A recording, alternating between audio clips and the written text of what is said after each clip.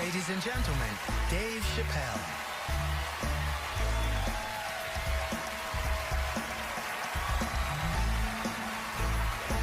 Thank you.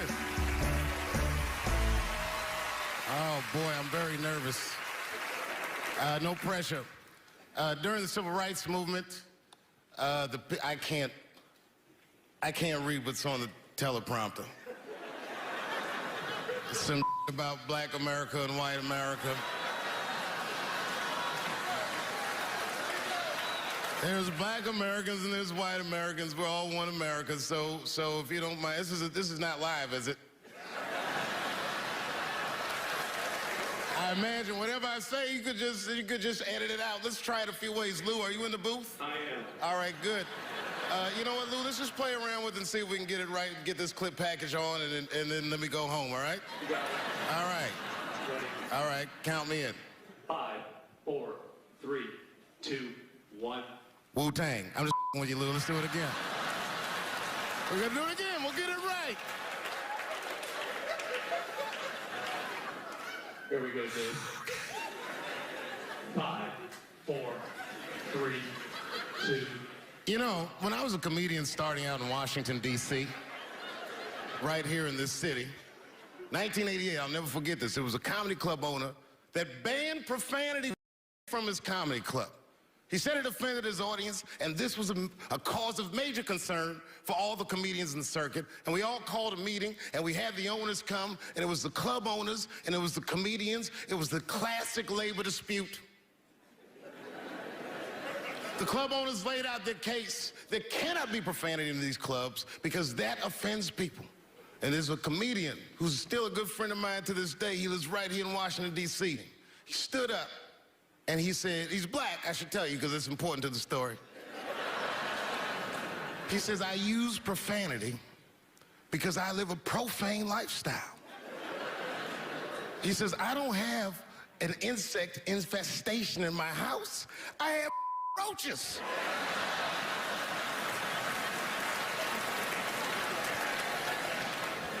My favorite comedians are like musicians, and the audience is their instrument. And the music they make is your laughter. And that's the laughter that I scored my entire life to.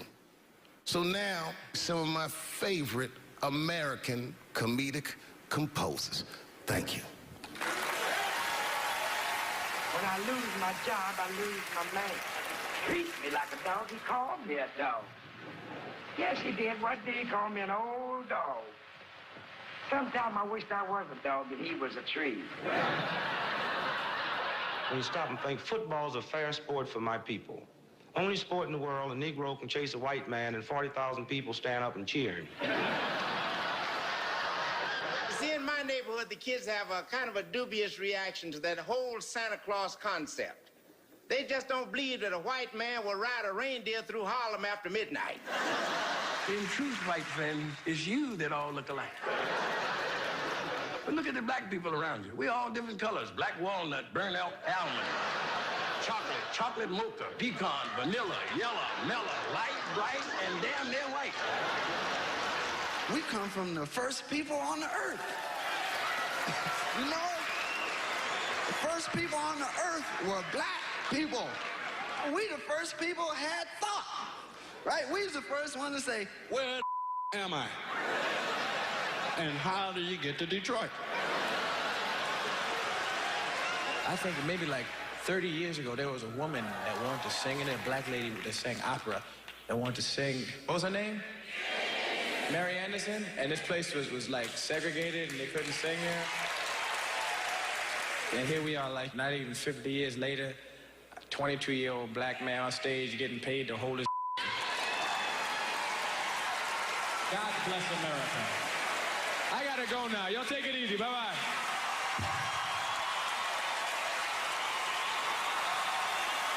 Janelle Monáe, Will Smith, Common, Gladys Knight, and John Legend when we continue. Yeah, man. Well, you ladies are right. To be honest with you, your lives look terrifying to me. They do, man. I know nothing about being a woman, but I know fear. Yo, I used to live in New York when I was 17. And I couldn't even pay my bills. You know what I did to make money? I used to do shows for drug dealers that wanted to clean their money up. And one time I did a real good set, and these motherfuckers called me in the back room. They gave me $25,000 in cash. I was probably 18 or 19 years old. I was scared. I thanked them profusely. I put that money in my backpack. I jumped on the subway and started heading towards Brooklyn at 1 o'clock in the morning. Never been that terrified in my life. Because I never in my life had something that somebody else would want.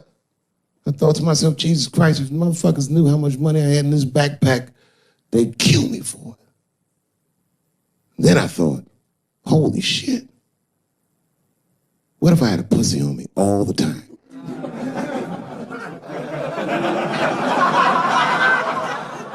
That's what women are dealing with. I'm gonna tell you right now. It's real talk. If them same drug dealers gave me a pussy and said, put this in your backpack and take it to Brooklyn, I'd be like, nigga, I can't accept this.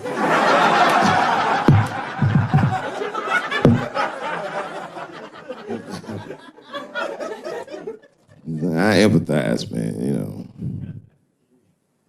Everybody gets mad because I say these jokes. But you understand that this is the best time to say them. More now than ever. And I know there's some comedians in the back. Motherfucker, you have a responsibility to speak recklessly. Otherwise. New York Times said that Louis C.K. jizzed on his own stomach. You know, I've busted a lot of nuts in my day. None of them were newsworthy. Shit was really gross, because they didn't just say it like I said it. They didn't just say jizz on the stomach. They said it in that fucking Pulitzer Prize-winning style that the New York Times has. It was very descriptive, like, you know what I mean? Louis C.K.'s semen shot out like a volcano of misogyny, slowly drizzling down like lava, covering his freckled penis as it slowly dripped to a fiery crown of red hair. Jesus Christ, I'm trying to eat some huevos rancheros and these niggas is...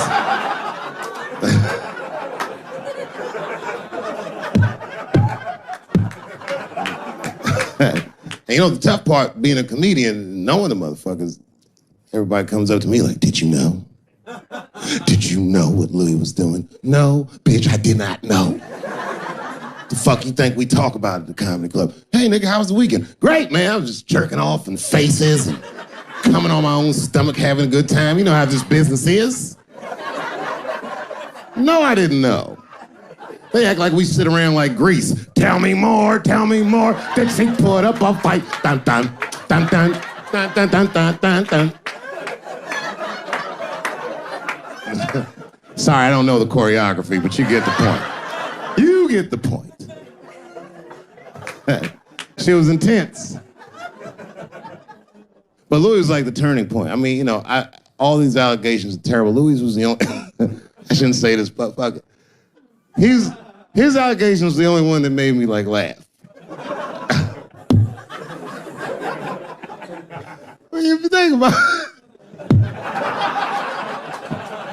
because all his friends is reading it, and he's jerking off, and he's surprising people. He's surprising me.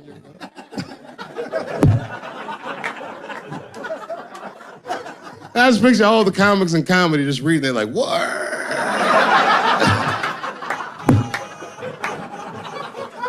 It's terrible. I know it's terrible. I'm sorry, ladies. You're right. You are right.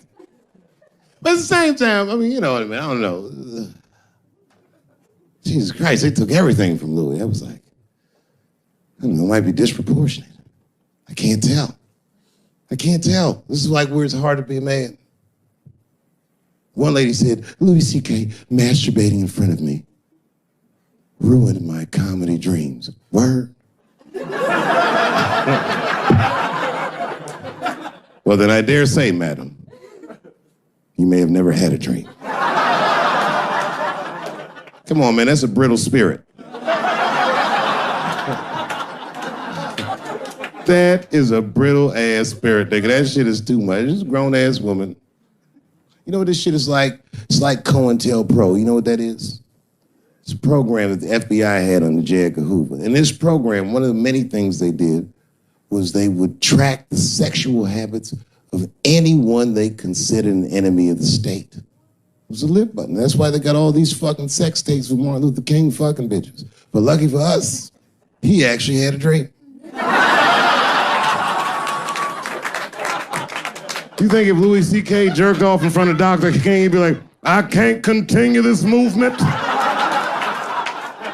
I'm sorry, but the freedom of black people must be stopped. I didn't know this nigga was gonna pull his dick out and jerk off like this. I just thought we were gonna get a couple of drinks and chill. Show business is just harder than that. Them women sounding like, I hate to say it, y'all, they sound weak. I know it sounds fucked up, I'm not supposed to say that, but one of these ladies was like, Louis C.K. was masturbating while I was on the phone with him. Bitch, you don't know how to hang up a phone?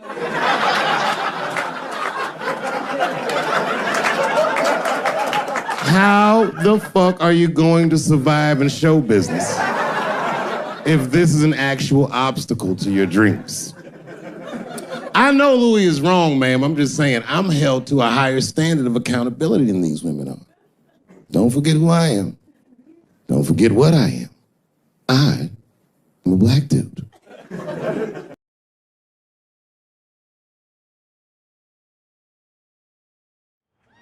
Well, this has been fucking wonderful. I don't know what to say, man. I don't even want this night to end.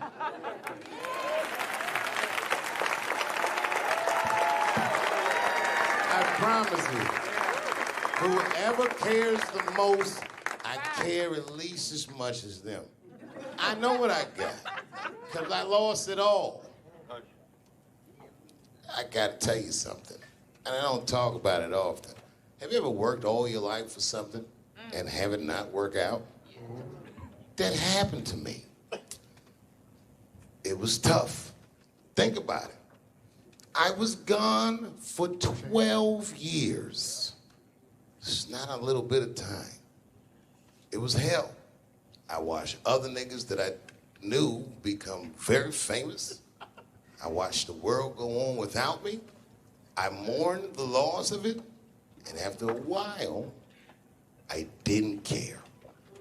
Coming back was terrifying. I understand what I am. I really do, more than anybody. Like when they write about me in history, I'll be dead reading it like, yeah, I knew they'd say that. They say that a person can't dream of a face they've never seen. Can't believe that's true, but it's probably true. Boy, I got a long bank of faces. 32 years, I could close my eyes, I could think of any night. There's so many faces. Every night, most nights, they're all looking up, smiling. You have no idea what the world looks like from that. All different races, all different colors, all different kind of beliefs, just looking at me, smiling for 32 years, night after night.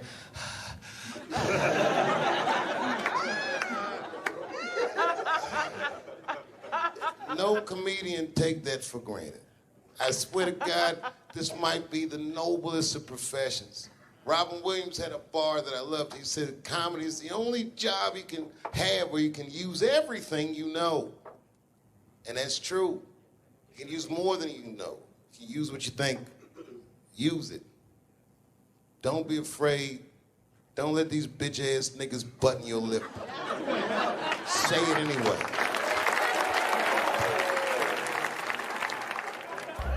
I first became aware of Dave Chappelle right around before the first Nutty Professor, because I was supposed to play that role that he played.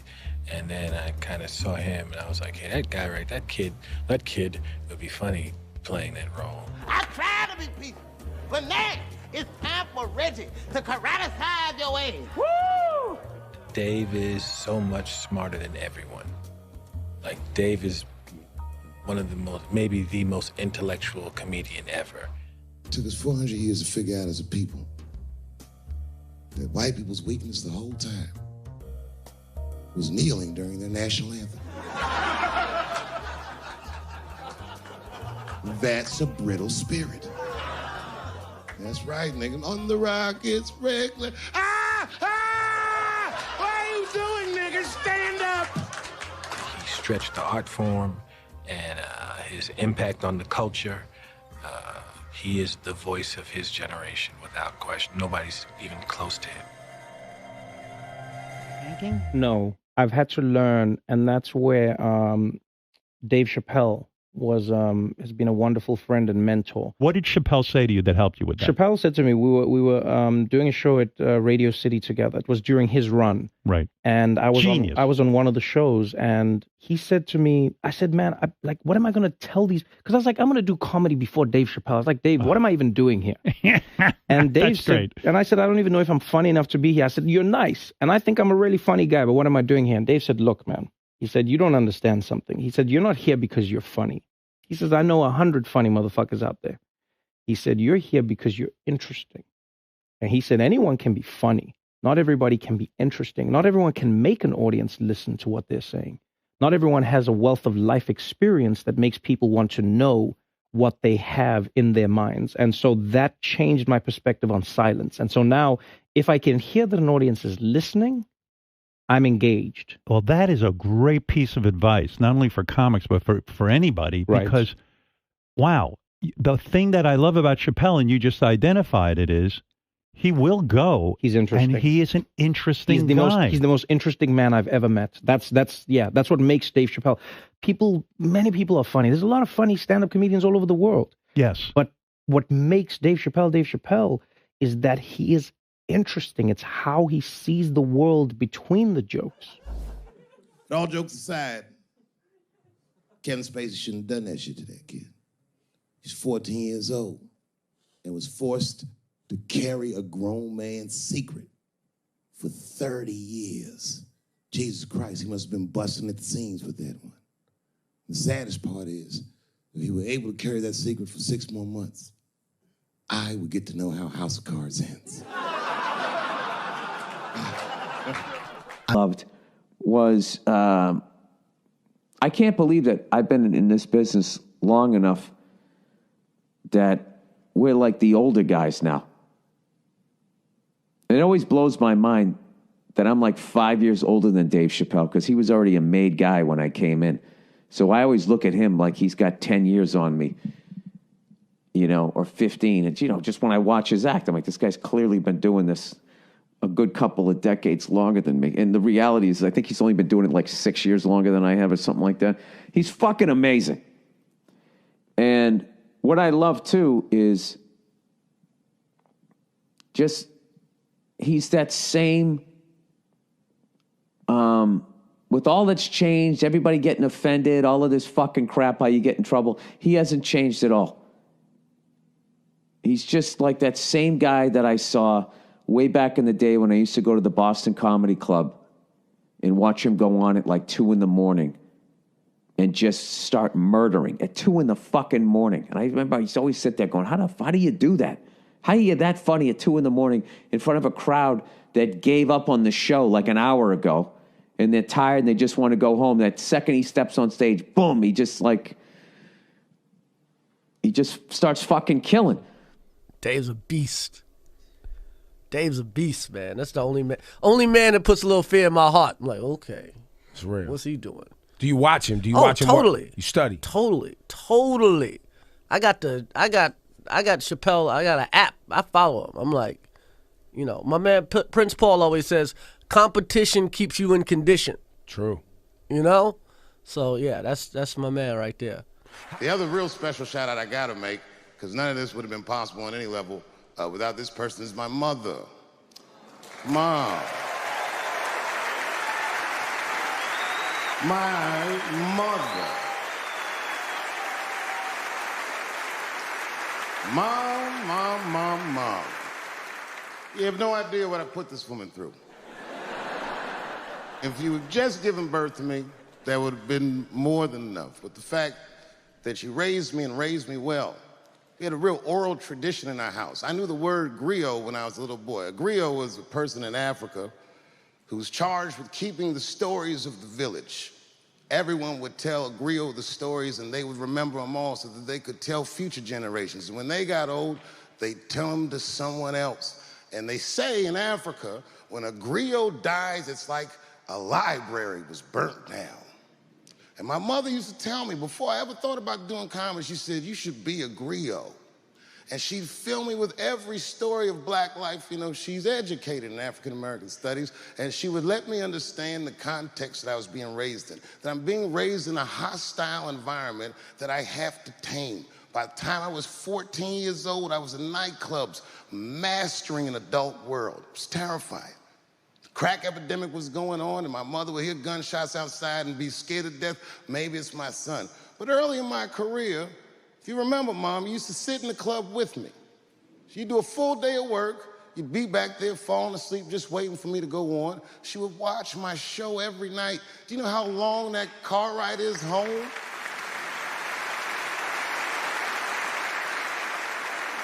How many of you have ever heard your mother say, pussy jokes were a little too much tonight, son?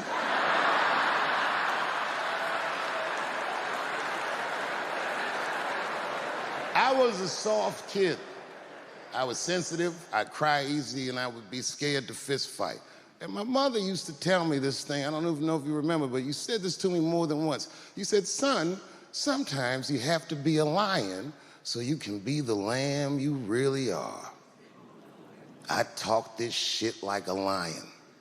I'm not afraid of any of you. When it comes word to word, I will gab with the best of them, just so I can chill and be me.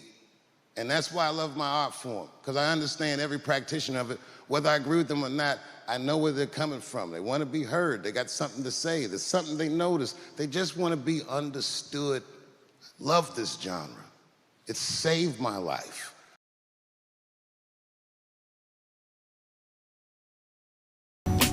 Now, let's think about this. You've heard them on their radios, on television, you've read their newspapers, you've even talked to them in your beer houses. What do they call us? They call us Anglo fools.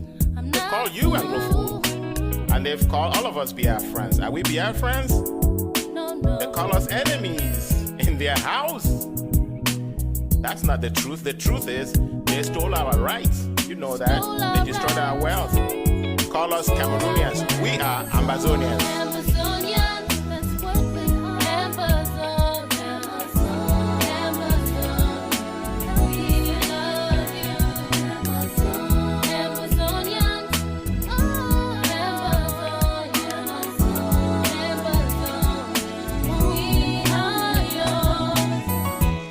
Ambazonia is not a dream, it's a reality. And let's talk to Ambazonia. Ambazonia, you were lost and abused. Now you are found. We have found you. We pledge our lives to set you free, forever free. We won't let you down. And this is our promise to you. Nobody can ever take this promise away, and we will not budge one step back.